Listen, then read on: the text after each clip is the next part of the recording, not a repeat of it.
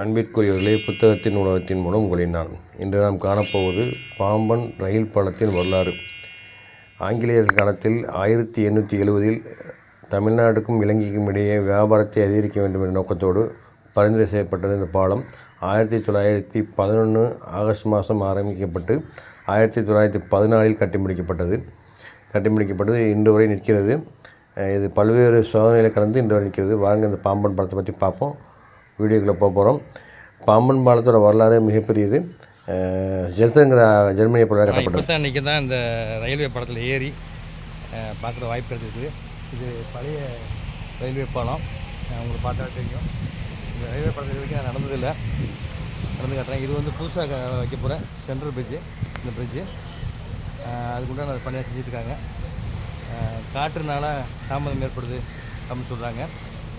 கூடிய விரைவில் பிப்ரவரி அல்லது மார்ச் மாதம் திறக்கிறதுக்கு இந்த புதிய ரயில் பாலம் வந்து திறக்கப்படும் சொல்கிறாங்க. எல்லாருக்கும் பார்த்துக்குங்க. ஒரு தகவலுக்காண்டி தரேன். புத்தகத்தின் உலகத்தின் மூலமாக நான் உங்களுக்கு வந்து இந்த பாம்பன் புதிய ரயில் பாலத்தை வந்து அறிமுகப்படுத்துகிறேன். நீங்கள் எல்லாருமே பார்த்துருக்கலாம் ஆன்லைன்லனா. இப்போ வந்து நான் உங்களுக்கு காமிக்கிறேன். ஏன்னா வரலாறுங்கிறது எல்லா இடத்துலையும் இருக்குது. பழைய ரயில் பாலம் வந்து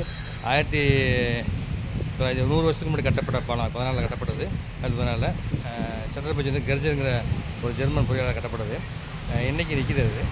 அந்த பழுதடைந்த பழைய இப்போ வந்து புதிதாக வந்து கட்டுறாங்க பாலம். 540 கோடி ரூபா செலவில் இந்த பாலம் கூடிய விரைவில் திறக்கப்படுகிறது. கட்டி முடிக்கப்பட்டு இந்த சென்ட்ரல் பிரிட்ஜ் வேலை தான் நம்ம பாக்கியிருக்குது. இது முடிஞ்சிருச்சுன்னா எல்லாமே திறக்கப்பட்டு ரயில் போக்குவரத்து ஆரம்பிச்சுன்னு சொல்கிறாங்க. இன்று வாசியுங்கள், நாளை விழுந்துங்கள். வாசிப்பை மேம்படுத்துங்கள்.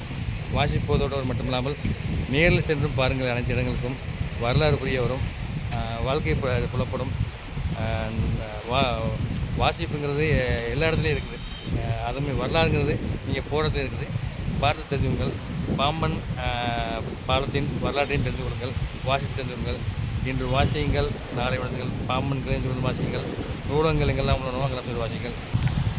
ராமேஸ்வரம் தீவு பகுதியை இணைக்கும் பெருநகரம் இணைக்கும் முக்கிய பங்காற்றும் இந்த பாம்பன் ரயில் பாலம் அன்னை இந்திரா காந்தி பாலத்தில் இருந்தது. இதுக்கு முன்னாடி வந்து செர்சர் கேன்டிலேவர் செர்சர் லிஃப்டிங் பிரிட்ஜ் அப்படின்னு பேர் வாங்கியிருக்கேன். அப்போ அதுக்கப்புறமா அன்னை இந்திரா காந்தி பாலம் பேர் மாற்றிட்டாங்க. இது வந்து 1870 ஆங்கிலேயர்களால் பரிந்துரை செய்யப்பட்டது. இலங்கைக்கும் இந்திய ராமேஸ்வரத்துக்கு இடையில் வந்து இப்போ வணிகம் பண்ணுறதுக்காண்டி, தமிழ்நாடுகளில் வணிகம் பண்ணுறதுக்காண்டி ஆங்கிலேயர்கள் வந்து பரிந்துரை செய்யப்பட்டது 1870. அதற்கப்புறமா வந்து 1911 ஆகஸ்ட் மாதம் இந்த வேலையை ஆரம்பிக்கிறாங்க. 1914 பிப்ரவரி 24 இந்த பாலம் ஓப்பன் செய்யப்படுகிறது, திறக்கப்படுகிறது.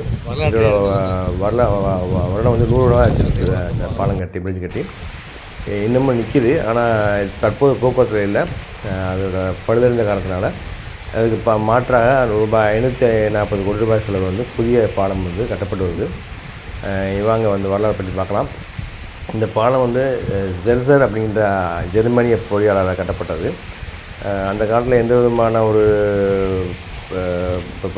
டெக்னாலஜியுமே இல்லாத பொழுதில் அவங்க வந்து 146 தூண்களோட இந்த 2.3 கிலோமீட்டர் தூரமுள்ள இந்தியாவோட முதல் நீளமான கடலுக்கு முதல் நீளமான பாலம் இது.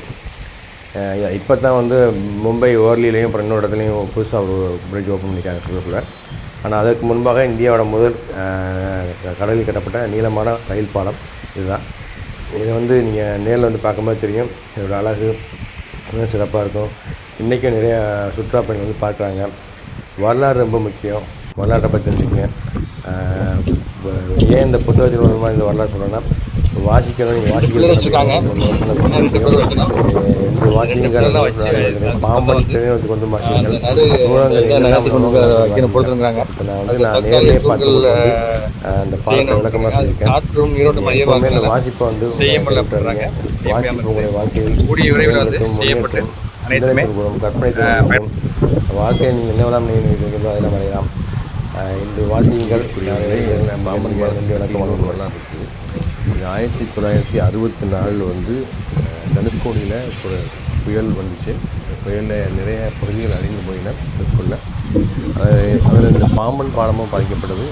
ஒரு ட்ரெயின் தண்ணியிலே போயிடுச்சு. மொத்தமாக நிறைய பேர் உயிரிழந்தாங்க. அப்போ இந்த ரயில் பாலம் வந்து சேதமுற்றாலும் ஸ்ரீதர் அப்படின்ற ஒரு இன்ஜினியர் பொறியாளர் ஒரு 3-4 மாதத்துக்குள்ளேயே அது மீட்டு கட்டமைத்து மீண்டும் ரயில் போக்குவரத்துக்கு ஏற்படுத்தினாங்க. அதே மாதிரி 2007 வந்து பிராட் கேஜாக மாறிச்சு. முதல்ல வந்து மீட்டர் கேஜாக ஓடிக்கிட்டு இருந்தது.